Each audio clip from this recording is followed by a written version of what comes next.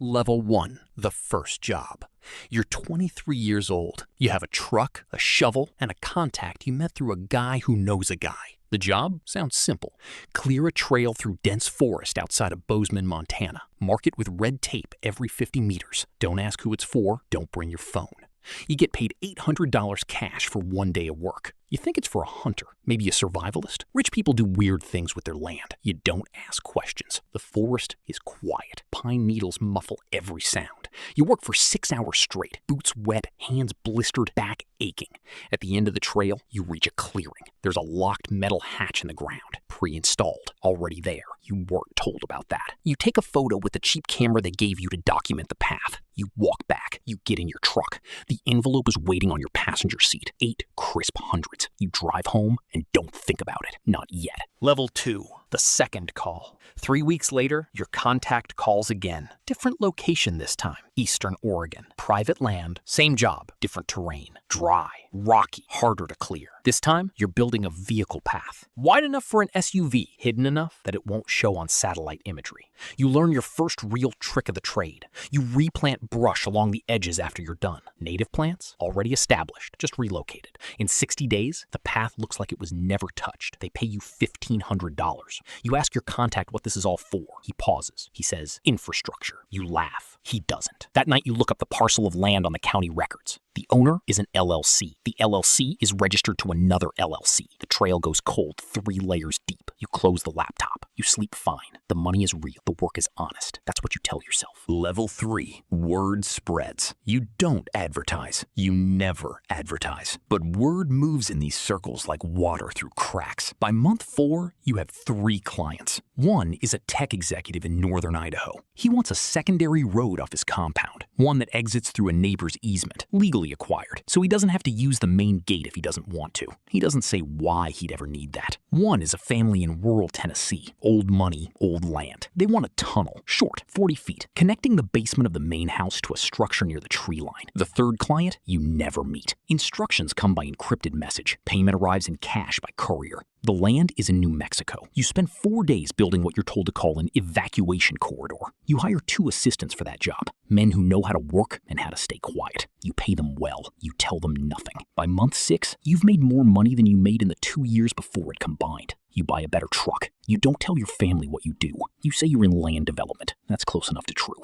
Level 4, you learn the language. Every industry has its language, its codes, its ways of saying things without saying them. You learn yours fast. An egress point is a secondary exit. A gray road is a path that exists but doesn't officially exist. A deep exit means underground, no questions. Full discretion means no records, no receipts, no names. You're not building escape routes. You're providing infrastructure resilience solutions for high net worth individuals. That's how it's framed. That's how you start framing it. You build a mental portfolio. The Tennessee Tunnel is the cleanest job you've ever done. Steel reinforced, ventilated, waterproofed. You used a contractor for that one, a guy who usually builds wine cellars. He thought that's what he was building. The New Mexico corridor had a locked room at the end. You didn't open it. You weren't paid to open it. You've started to understand the rule, the most important rule of this work. You only know what you need to know, and you only ask for what you need to do the job. Everything else is someone else's story. You are just the builder. Level 5, the real clients. At level 5, the clients change. It starts with a referral from your Idaho contact. A man calls you from a number that can't be traced. His voice is calm, measured. He sounds like someone who has never been surprised in his life. He wants something built in Wyoming. 30 acres of forest. The exit route must connect 2 properties that are not officially related. There must be a vehicle-rated underground section, 60 feet minimum.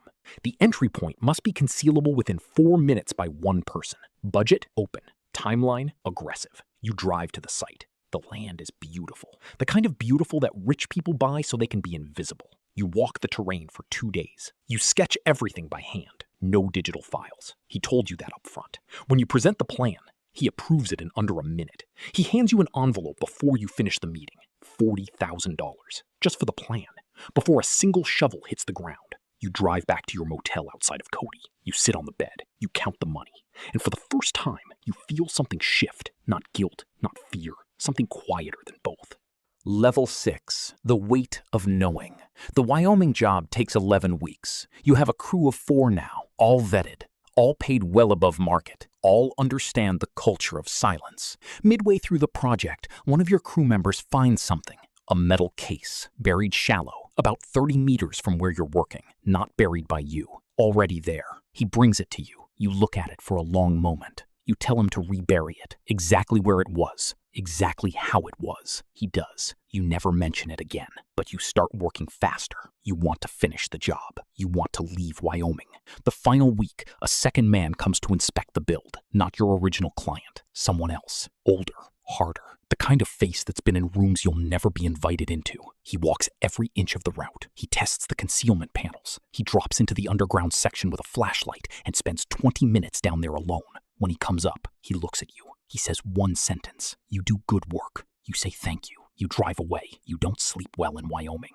Level 7, the network. By now, you understand. You are not a freelancer. You are part of something. You don't know its name. You don't know its edges, but you can feel its shape. There are other builders. You've never met them, but you've seen their work. Signature techniques, similar materials, the same philosophy of invisibility. Your contact, the original one from the beginning, tells you there's a directory, private, encrypted, a list of trusted specialists. You're on it now. You don't know who put you there. You don't know who else has your name, but the calls keep coming. Colorado, Nevada, British Columbia, a job in the Swiss countryside that you almost take. The money is extraordinary. You've moved it into 3 different accounts across 2 countries on the advice of a financial person you were connected to, someone else in the network, someone you've never seen in person. Your real life is quiet. A house outside of Missoula, a truck that doesn't stand out, no social media, a cover story so simple it never raises questions. You've become the kind of person who doesn't exist on paper. And the terrifying part, you're good at it. Level 8, the mistake. Every careful person eventually makes one mistake. Yours is small. That's the worst kind. A job in rural Washington state. You hire a new crew member, 5th man, temporary. Came recommended through 2 connections, checked out clean. But on the 3rd day of the job, you notice his eyes, the way they move, the way he lingers near things he has no reason to linger near. You finish the job, you pay him, you don't use him again. 2 months later, your original contact reaches out, not by phone, in person, first time in 4 years. He meets you in a diner outside of Spokane. He orders coffee he doesn't drink. He looks older than you remember.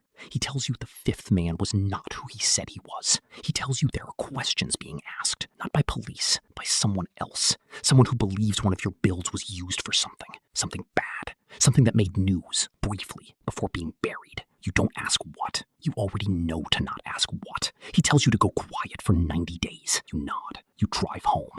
You sit in your house in Missoula and stare at the wall. You built the road. You didn't drive it. That's what you tell yourself. But the wall stares back.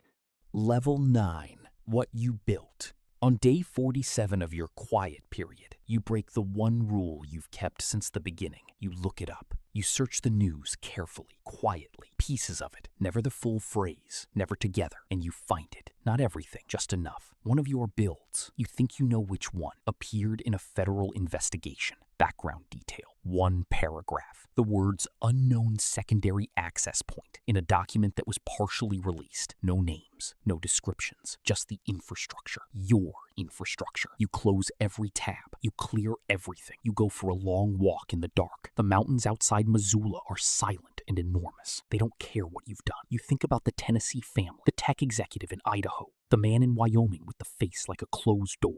You built what they asked for. You didn't ask what it was for. That was the rule. But rules are architecture too. And now you're standing inside one of yours, and the walls are very close. Level 10, the exit. 90 days pass. Your contact reaches out. There's a new job. Montana, ironically, close to where you started. New client, serious money. You sit with the message for 6 days. On the 7th day, you drive out to a patch of forest east of the city. You walk alone. No job. No tools, just the trees. You think about the version of yourself that took that first $800, the trail through the pines, the hatch in the ground you weren't told about. You think about what you know now.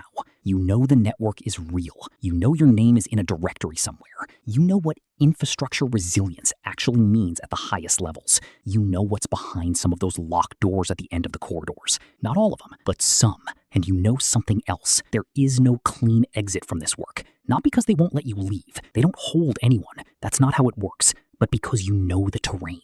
Every exit route you've ever built, someone designed them to go one way. You stand in the Montana forest, a new job waiting, a network with your name in it, money in accounts you can't fully explain, and you think about the first rule of your trade. You only know what you need to know. The problem is, you know too much, and you can't unlearn a path once you've cleared it. You pull out the phone. You start to type a reply.